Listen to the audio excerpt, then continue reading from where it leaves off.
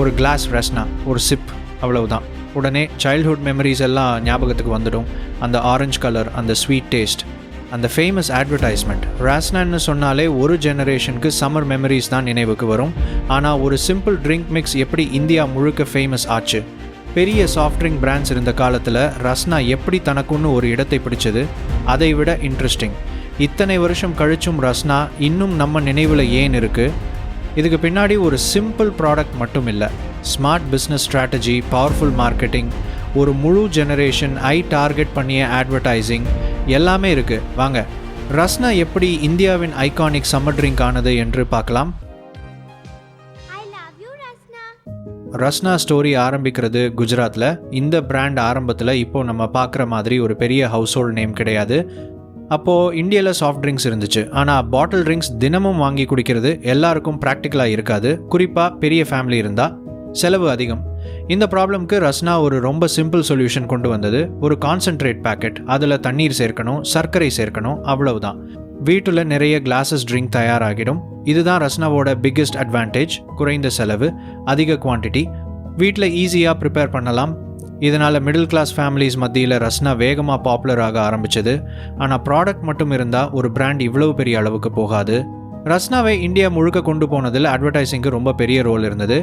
குறிப்பாக குழந்தைகளை டார்கெட் பண்ணி உருவாக்கப்பட்ட advertisements, colourful visuals, happy family scenes, summer atmosphere, இவையெல்லாம் ரஸ்னாவை குழந்தைகளுக்கு பிடிச்ச ஒரு ட்ரிங்காக மாற்றுச்சு. அதோட famous line Rasna, I love you Rasna.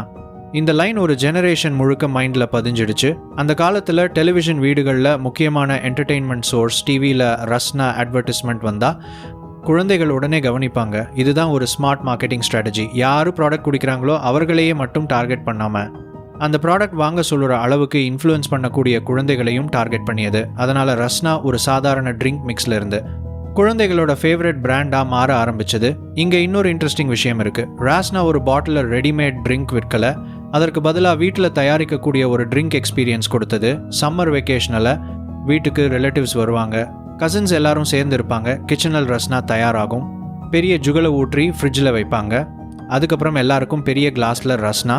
இது வெறும் ட்ரிங்க் இல்லை, family time, summer vacation, childhood memories. இதனால தான் ரஸ்னா பெயர் ஒரு ப்ராடக்ட் பெயராக மட்டும் இல்லாமல் ஒரு ஜெனரேஷன் மெமரியாக மாறிடுச்சு. அந்த காலத்தில் ஒரு பெரிய ஃபேமிலிக்கு பாட்டில் சாஃப்ட் ட்ரிங்க்ஸ் வாங்குறதை விட ரஸ்னா வீட்டில் ப்ரிப்பேர் பண்ணிக்கிறது எக்கனாமிக்கலாக இருந்தது. இதனால் Rasna middle class Indian house ஹோல்டில் ஒரு ஸ்ட்ராங் பொசிஷன் உருவாக்கிச்சு. ஆனால் பிஸ்னஸ் உலகத்தில் ஒரு பிராண்ட் ஃபேமஸ் ஆனதும் காம்படிஷன் நின்றுடாது. காலம் மாற ஆரம்பிச்சது. இந்தியாவில் சாஃப்ட் ட்ரிங்க் மார்க்கெட் வேகமாக வளர ஆரம்பிச்சது. பெரிய இன்டர்நேஷ்னல் பிராண்ட்ஸ் வந்தாங்க. பாட்டில் பெவரேஜஸ் அதிகமாச்சு. அதுக்கப்புறம் package juices, ready to drink beverages, energy drinks, flavoured ட்ரிங்க்ஸ்னு ஆப்ஷன்ஸ் தொடர்ந்து அதிகரிச்சது. கன்சியூமர் ப்ரெஃபரன்சஸ் கூட மாற ஆரம்பிச்சது. முன்னாடி வீட்டில் ட்ரிங்க் ப்ரிப்பேர் பண்ணி குடிக்கிறது காமன். ஆனால் பின்னாடி கன்வீனியன்ஸ் முக்கியமாச்சு. பாட்டில் ஓப்பன் பண்ணி உடனே குடிக்கலாம், கேனில் கிடைக்கும், டிஃப்ரெண்ட் ஃப்ளேவர்ஸ் கிடைக்கும். இதெல்லாம் ரஸ்னா மாதிரி ட்ரெடிஷ்னல் ட்ரிங்க் மிக்சஸ்க்கு புதிய காம்படிஷன் உருவாக்கிச்சு. ஆனால் ரஸ்னா மார்க்கெட்டில் இருந்து டிஸப்பியர் ஆகலை.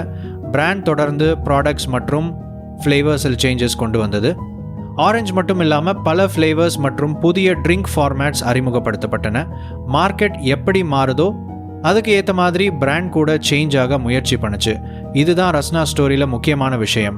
ஒரு ப்ராடக்ட் பல வருடங்கள் சக்ஸஸ்ஃபுல்லாக இருந்ததுக்கு காரணம் டேஸ்ட் மட்டும் இல்லை, price, distribution, marketing, brand recognition, முக்கியமாக மக்கள் மனசில் உருவான இமோஷனல் கனெக்ஷன். ரஸ்னா அட்வர்டைஸ்மெண்ட்டில் குழந்தைகள் சிரிச்சுக்கிட்டு ட்ரிங்க் குடிக்கிற சீன்ஸ் வந்தது. அது ஒரு ப்ராடக்ட் அட்வர்டைஸ்மெண்ட் மாதிரி தெரியாமல் ஒரு ஹாப்பி ஃபேமிலி மூமெண்ட் மாதிரி இருந்தது. அதனால் அந்த அட்வர்டைஸ்மெண்ட் பார்த்த குழந்தைகள் வளர்ந்த பிறகும் ரஸ்னாவை மறக்கலை. இன்றைக்கி அந்த குழந்தைகள் பெரியவங்களாக இருக்காங்க. அவங்களுக்கு ரஸ்னான்னு சொன்னாலே அந்த பழைய டிவி அட்வர்டைஸ்மெண்ட் ஞாபகம் வரும், அந்த ஆரஞ்சு கலர் ட்ரிங்க் ஞாபகம் வரும், சம்மர் வெக்கேஷன் ஞாபகம் வரும், சைல்ட்ஹுட் ஞாபகம் வரும்.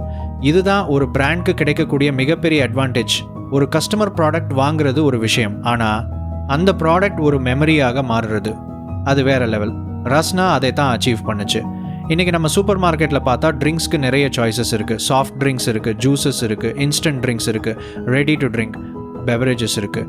ஆனால் ரஸ்னா இன்னும் ஒரு தனி ஐடென்டிட்டியோடு இருக்கிறது.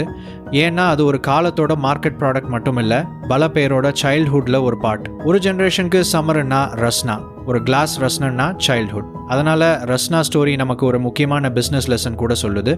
ஒரு ப்ராடக்ட் சக்ஸஸ்ஃபுல் ஆகணும்னா அது புதுசாக இருக்கணும் என்பதில்லை, மக்களோட வாழ்க்கையில் ஒரு இடம் பிடிக்கணும், அவர்களோட மெமரிஸில் ஒரு இடம் பிடிக்கணும்.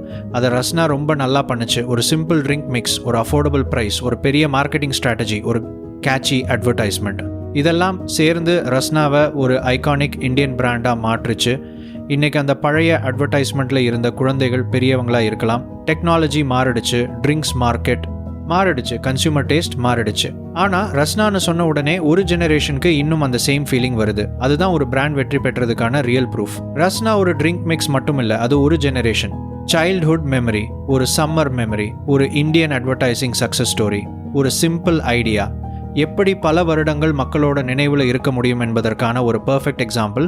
ஒரு கிளாஸ் ரஸ்னா, ஒரு சிப், அவ்வளவுதான். சைல்ட்ஹுட் திரும்ப வந்த மாதிரி ஒரு ஃபீலிங். அதனால தான் இன்னும் ஒரு பிராண்ட் மட்டும் இல்லை, ஒரு ஜெனரேஷனுக்கு சம்மர் நினைவு.